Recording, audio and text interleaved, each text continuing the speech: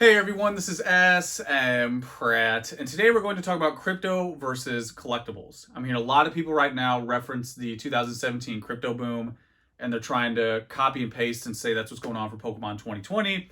Ultimately, I don't think that's true. I think there's a lot that's lost in that paint with a broad brush analogy. I really want to get into the nuance, no surprise as usual. I want to talk about what defines a collectible, what defines crypto.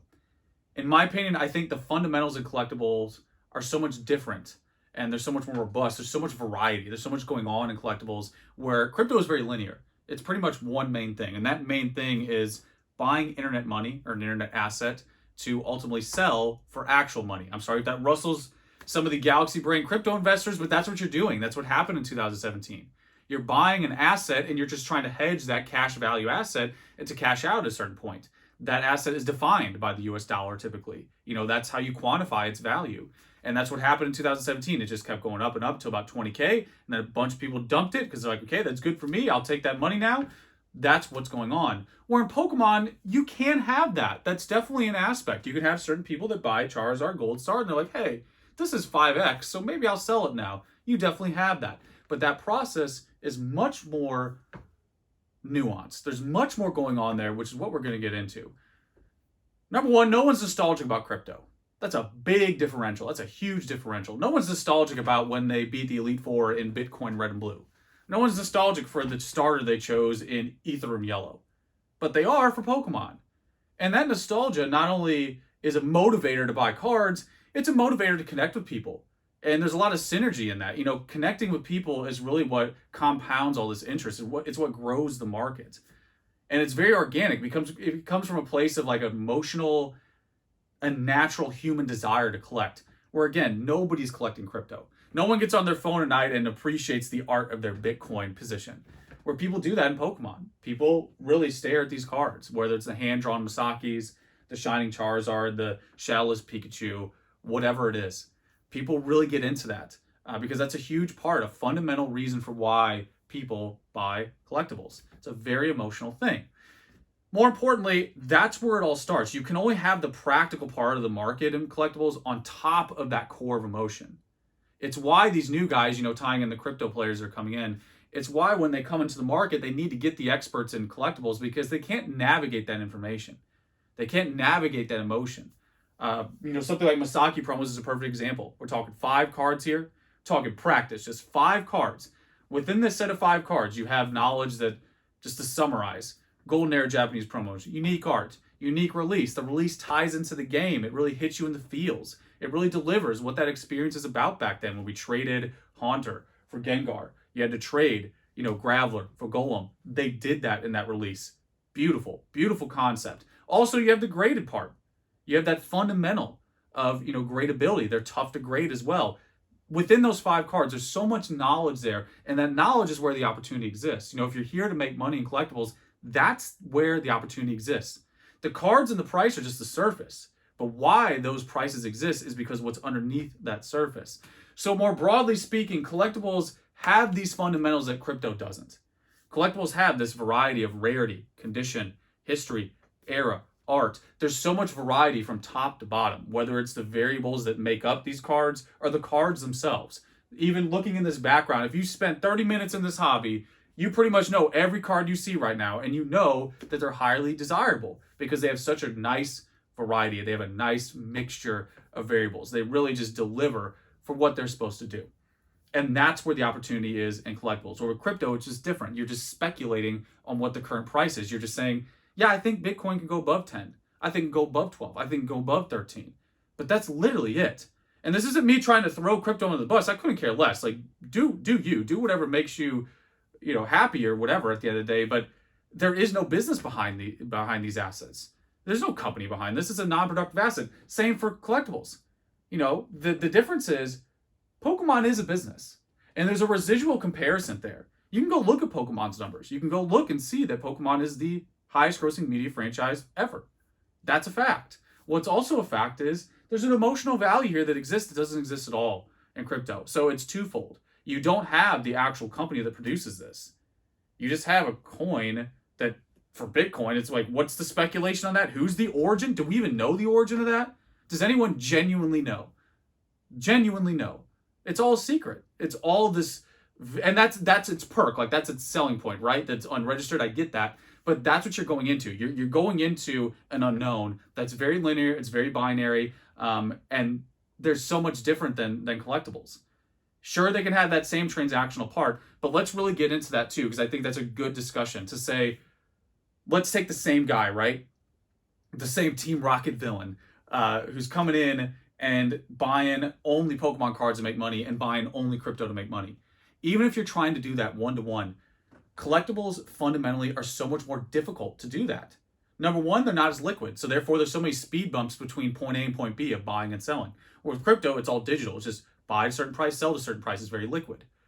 Where with collectibles, if I buy this card, even if I want to sell it the next day, that's either going to be a 7-day auction or I put it up on eBay. I got to go under market or price it, whatever, to get that buy now price.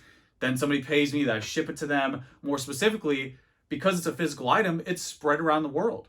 You can have Jeff Bezos, the wealthiest man, enter the market right now, and he can't get majority market share on most of these cards because they're so spread out around the entire world.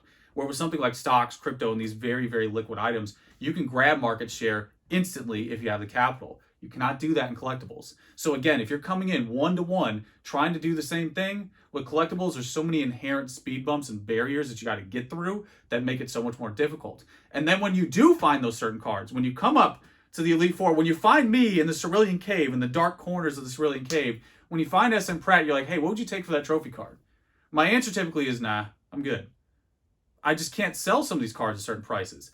2001 Tropical Wind, perfect example. Pop 3 card, genuine pop reflection of its rarity. One of the rarest cards in the hobby. Flies under the radar. I have the only PSA 9 example, the highest grade. It's been that way for over a decade. I don't know what number I would take for that. I just really don't, because I won't ever get it again. Take it outside of me, for example. Charizard first edition base. It went from, think about it this way. How many people in crypto would dump at 50K? Everybody in Bitcoin would dump at 50K. In Charizard, we had 50K, 100K, 150, 200K. Now we're above 200K. And we still got people on E4 who bought at 10, 20, 40K that still haven't sold. Because they have to ask themselves. They have to go back to that mixture of what makes their purchase what it is. They have to go back and say, wait, if I sell this Charizard, I won't ever get it again. And this Charizard means a lot to me. There's a weird philosophical, counterintuitive thing in collectibles where this emotional, irrational value is really what drives the market. It's why collectibles are so successful. Because people at the end of the day who genuinely care about that card, it's a really hard process to sell. It's a very emotional thing. Sure, you have people on E4 again who have life-changing money at their doorstep, waiting for them just to say yes and take that offer. And they still don't. You're talking $250,000 now for some of these cards, and people still don't take that deal. Or again, go back to crypto. Find me one person who would not sell their Bitcoin at freaking 50K. Even if we don't have to go to 100, we don't have to get to 6 figures. Everyone, their dog would sell at 50. You know why? Because they already did at 20. Because that's what it is. It's about buying to a price point and then selling at that price point. Where again, you have those people in Pokemon, no doubt, but it's so much more varied. It's so much more dynamic. And then when you get into the universals of rarity, you can't negotiate with rarity. You just simply cannot negotiate with rarity. That's why I've always been on that side. Rarity might not be the biggest moneymaker, but it's definitely the biggest market regulator. That's what rarity is at the end of the day. And the variety of rarity in Pokemon is just beautiful. It's beautiful. It's so organic. When you look at the top stuff, the trophies or whatever it is, they're organically awarded. They're given out to represent a tournament. They only have this many copies, and you cannot negotiate with that reality. It's just inherent. So again, just trying to drive home this point about the fundamentals, because I think a lot of people who haven't been around as long as me, living in their grandma basement bunker, to really look at this stuff and really adore these collectibles for decades, you really understand that all the activity is underneath the price point. Where in crypto, it's the opposite. All of it's above ground. All of it's just, what's the price? Do I believe it's going to go higher? That's it. There's nothing under that. There's no roots under that. There's no emotion under that. None of that exists. So to give you a final statement here, to just recap everything. When you do these one-to-one analogies, there's so much of a barrier to entry with Pokemon. With crypto, there's no barrier to entry. It's just capital. It's just, do you want to buy this? You don't really need much knowledge. It's little to no knowledge. It's just cost. Cost is your real barrier to entry. With Pokemon, there's so much knowledge you need. You know, there's so much knowledge that's necessary to be successful in this hobby, to get what you want, to be successful even as a pure collector, to just get what you want to chase. You need so much knowledge to do that. It's just inherent, it's necessary, where it isn't for crypto. Just to summarize, crypto or collectibles are a mixture of emotion and practicality. It starts with emotion, it ends with emotion. You know, people who do sell because whatever, it's always a beginning to end process. And with crypto, it's entirely just about making money, more specifically fast money. It's when can I cash out the price I want? And you know, just to reiterate, these guys coming in who are coming from crypto, and I want anybody to value Pokemon, and even the guys like the actual successful crypto investors, like that big channel. You know, it's not flexing; it's just math. Like these guys are managing tens of millions of dollars in their portfolio. So they saw this as an opportunity because they see this unique thing that collectibles offer. They even said in their stream, you know, there's this joy that exists in Pokemon that doesn't exist in crypto. It's very unique to not only collectibles, but very unique to Pokemon specifically. And these guys are coming in and they see that. And, you know, they see that opportunity and they enjoy it. You know, it's something fun. You don't get that. You don't get that same feeling, that same mixture. But again, those people coming in, they need experts. That's why they had PokeRev on there. That's why they have, you know, whoever it is that's been here a long time talking to you into cameras, because that's required. Because again, collectibles are based on knowledge and interest, where crypto is just entirely about making money. So there it is. Hopefully I gave you a good rundown on everything. This is again one of those never-ending topics. Just go on and on about this topic. But again, this is just my view on it. I think a lot of this stuff is inherent. It's just me acknowledging those inherent properties in collectibles versus crypto. And yeah, they share general transactional similarities, but just reminding you that if you try to do the same thing in both categories, collectibles are so much widespread. Even them being physical creates such a barrier, so many speed bumps. And then you also hit that weird place, which is very common in collectibles, where you go to someone and you say, hey, I have life-changing money. Will you take it?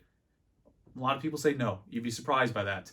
And that's the big differences there. So there you go, guys. That's what I have. You know the deal. Let me know how I feel. And that's pretty much it. Till next time.